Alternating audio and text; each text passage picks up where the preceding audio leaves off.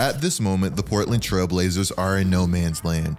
They're not good enough to be good, and they're not bad enough to be flat out horrific.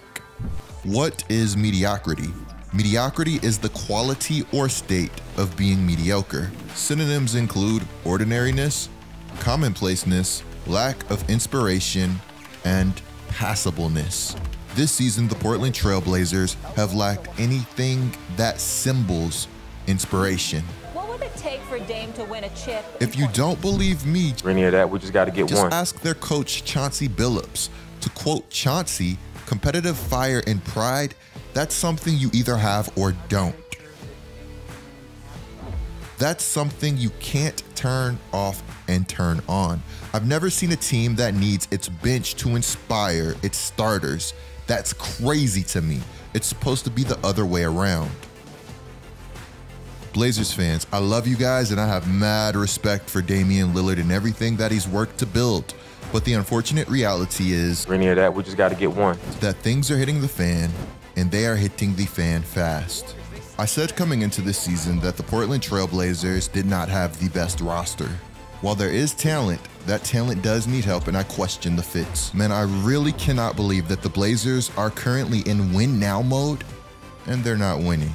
As an NBA fan, you never want your team to be in the 10 to 11 seed area. In the West with an 11 and 12. Especially if you are an older team looking to contend for the now. Even if you're a younger team, being in this area isn't necessarily ideal unless you really think you have a shot at the playoffs. I'm so down bad because as a Pelicans fan, I would really love to be the 10 seed. Hey man, the bar is the floor. Actually, we could use another pick. Anyways, as an NBA team, you want to make sure to stockpile as much talent as possible. In the NBA, coaching is important. I can't stress that enough. But at the end of the day, the talent on the floor has to go out there and produce and win games. And when you have talent, winning in the NBA is so much easier. You think Steve Nash would? You know what? Let me chill, man. I just did a Brooklyn Nets video. If you guys want to check that out after this one, that would be gas. Hey guys, I'm not here to slander Steve Nash. I'm here to discuss what's going on with these Portland Trailblazers. It really does break my heart that we did not get to see Damian Lillard in his prime with LaMarcus Aldridge. Any of that, we just got to get one. It felt like just as Damian Lillard was starting to really become Dame, LaMarcus Aldridge would leave for the San Antonio Spurs. In the 2014 to 2015 season, LaMarcus Aldridge averaged 23.4 points per game on 46.6% from the field. At 36 years old, LaMarcus Aldridge is still a quality player, but in his prime, he was so good, guys. He was legit a 6'11" bucket. At 6'11", 250 pounds, you literally could not stop this man's turnaround fadeaway. While LaMarcus' 23.4 points may not seem like the most points per game ever, in the 2014 to 2015 season, this was good enough to land him 7th in the NBA for points per game. Do you guys want to know who was 6th? Yeah, no big deal. Literally just some guy that goes by the name of Stephen Curry. Some guy that went on to win his first MVP award. 6th in the NBA now for points per game is Nicola Yokic, who is currently averaging 26. To be short, LaMarcus Aldridge was a beast. But unfortunately, he was a beast that would head to the San Antonio Spurs. While I'm unsure if Dame or LaMarcus would have ever achieved a championship given the era that they were playing in, we just got to get one. It's definitely fun to sit here and wonder what if. The same way it's fun to sit here and imagine what if the Portland Trailblazers actually decided to make a major move. I've said this a lot on my channel. As somebody that supports the Houston Rockets, I could never be mad at Daryl Morey. Because one thing that Daryl Morey was never afraid to do was shake things up. When things felt like they were getting stagnant or a little bit dull, Daryl Morey was never afraid to mortgage the future for more talent, for better or for worse. And I'm not talking about just a bunch of little moves like trading for Norman Powell or trading for Larry Nance. Daryl Morey would go big or go home. While the Rockets would get sent home a good bit in the playoffs, it always felt like they had a chance. At least in my opinion. I'm trying real hard not to bring up those fouls on Harden in the Golden State Warriors series. Guys, I'm joking. Please don't get mad at me. You guys want to know one thing that I won't joke about? This report from Shams. Shams reports that in recent weeks, sources say Damian Lillard has grown frustrated with the team's play. And tension appears to be on the rise between players and Chauncey Billups. Lillard made it clear during the coaching search that he preferred a head coach who had done this job before. The defensive struggles that have led to Stott's dismissal have continued. The crazy thing to me, regardless of what Dame did or didn't want when it came to hiring a head coach, is that why would you pick Chauncey Billups? You ain't winning staying in Portland. Billups is a first-time head coach who had off-the-court concerns coming into this hiring. If you ask me, regardless of what any player did or didn't want, I think there were more safe options out there with much more upside. That's not the way I'm willing to do. Bro, Chauncey Billups is wild. It's cool, it happens. He saw Damian Lillard hitting threes at 39% last season while taking 10 a game and really came in and said, hey, I'm one of those guys that doesn't believe in getting up 50 threes per game. What's even funnier is that the Portland Trailblazers are only taking 3 less threes per game than last season. It was embarrassing, you know? Where they were second in most threes attempted per game. Chauncey really saw that he was getting one of the most prolific three-point shooters in the NBA and was like, hey, let's calm this down only for the team to still take a bunch of threes.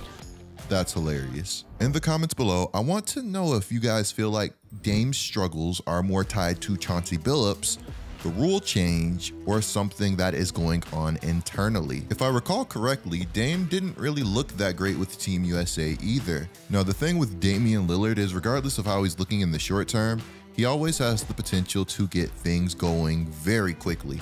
We've seen this guy heat up in a hurry. So check it out. The reports surrounding Dame get even more barbaric. Reportedly, Damian Lillard would like to play with Ben Simmons.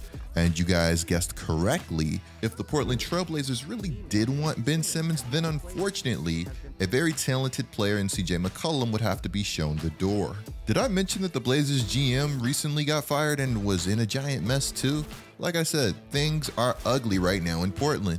At least, of course, if all these reports are true. Now, with all these reports coming out, Damian Lillard would go to Twitter to defend himself, saying that pretty much people love drama way too much. While CJ McCollum took a little different of an approach. He said, this is different than anything that I've ever experienced because of the circumstances.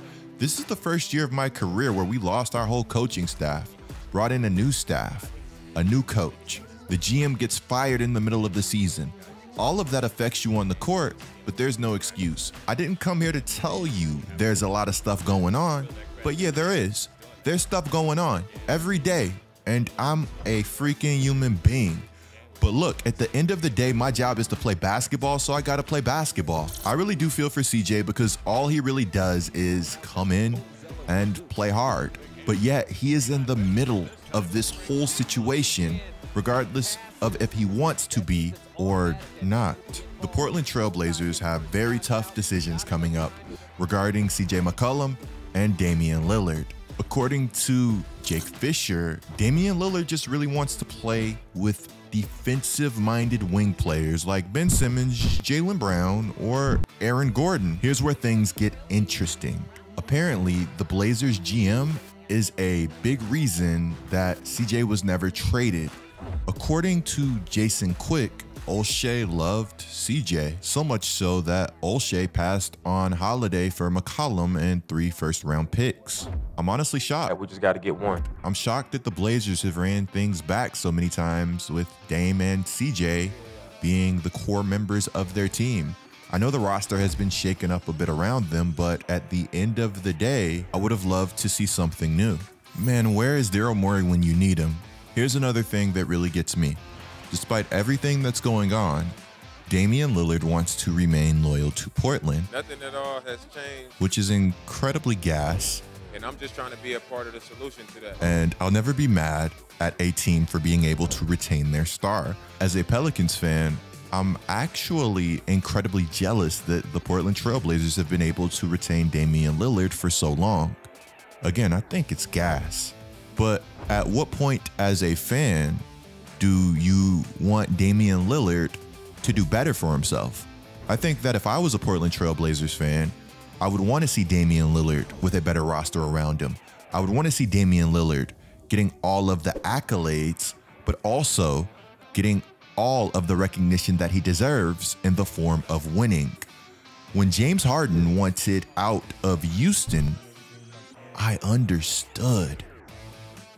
The Rockets and the Pelicans are teams that I have so much love for, but one thing that had became apparent to me was that the Houston Rockets had hit their ceiling. And while Harden and Wood and whoever would have been fun, the Rockets had so many chances to build around him that I definitely wasn't mad at James Harden leaving. Even if things did get a little ugly on the way out, I know that James Harden still has so much love for Houston. Reportedly, Damian Lillard wants a 2-year, $107 million extension from the Portland Trailblazers. That means that the Blazers would be paying Damian Lillard $55 million at 36 years old. While the super duper maxes are meant to help small markets, what they have unfortunately done is help to make some untradeable contracts.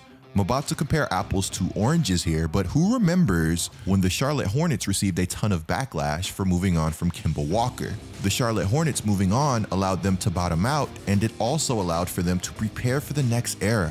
It allowed the Hornets to go on to draft one of the most promising young players in the NBA today, in LaMelo Ball. Sometimes I just feel like there comes a point where there are no winners. If the Blazers want to commit to Damian Lillard long-term, then go out and get another star, shake the roster up, make a legit move. But if you're scared to make that move, then holding Damian Lillard for the sake of loyalty just doesn't make a lot of sense to me. Let me know what you guys would do in this situation if you were the Portland Trailblazers. Clicking the video on the screen right now is a great way to support my channel. I'm GetLikeCoop, bringing you guys the scoop until our next upload.